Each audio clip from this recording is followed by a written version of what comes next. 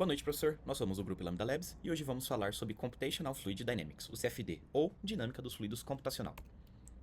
Bom, o CFD, como eu já disse, que é o Computational Fluid Dynamics, ou Dinâmica dos Fluidos Computacional, é a metodologia utilizada para o cálculo do escoamento de fluidos em diversas aplicações. Através disso, é possível obter diferentes tipos de resultados, tais como velocidade, pressão e temperatura do escoamento de um fluido. O CFD é baseado no método numérico de volumes finitos, que é capaz de resolver um conjunto de equações diferenciais que governam o escoamento de um fluido newtoniano, conhecidas como equações de Navier-Stokes. Essa metodologia engloba três principais áreas de conhecimento: computação, mecânica dos fluidos e cálculo numérico de equações diferenciais. Por meio do CFD, podemos analisar, entender e prever os fluidos que compõem quase toda parte do nosso mundo.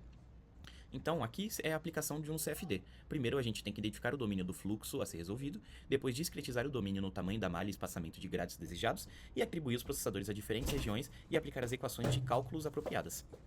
E como que surgiu o CFD?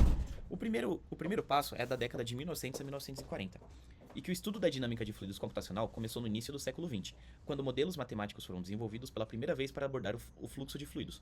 Conforme os computadores surgiram em meados do século XX, o campo evoluiu rapidamente graças à sua velocidade de cálculo e capacidade de modelar problemas cada vez mais complexos. Então, o desenvolvimento inicial, as equações básicas de governo para o fluxo de fluidos, conhecidas como as equações de Navier-Stokes, são desenvolvidas, e essas equações fornecem a estrutura teórica para entender o comportamento do fluido. Depois disso surgiram os computadores, na década de 1950 a 1960, e esse foi o ponto de virada no CFD. Tornou possível realizar cálculos complexos em alta velocidade e obter respostas para problemas de fluxo de fluidos antes considerados impossíveis de resolver. E depois disso, passamos para os métodos numéricos, com os computadores um pouco mais desenvolvidos nas décadas de 60 e 70. A aplicação de métodos numéricos deu aos pesquisadores a capacidade de dividir um domínio em uma grade de elementos menores para resolver propriedades de fluidos dentro de cada elemento. Isso permitiu que geometrias e condições de contornos mais complexas fossem analisadas. E por último, temos o High Performance Computing, que é a computação de alto desempenho, que é dos anos 2000 até agora. Com os avanços no alto desempenho de computação, é possível executar modelos de CFD maiores e mais complexos em menos tempo. O enorme poder de processamento do HPC permite que engenheiros realizem computações extremamente grandes em processos complexos, como analisar uma aeronave inteira em voo. E qual a importância do CFD?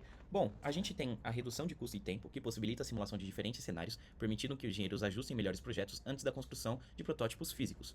Otimização, design e desempenho, que ao simular diferentes condições de operação, o CFD ajuda a melhorar o desempenho de equipamentos e sistemas, e isso é crucial para otimizar projetos de aviões, carros, turbinas, etc.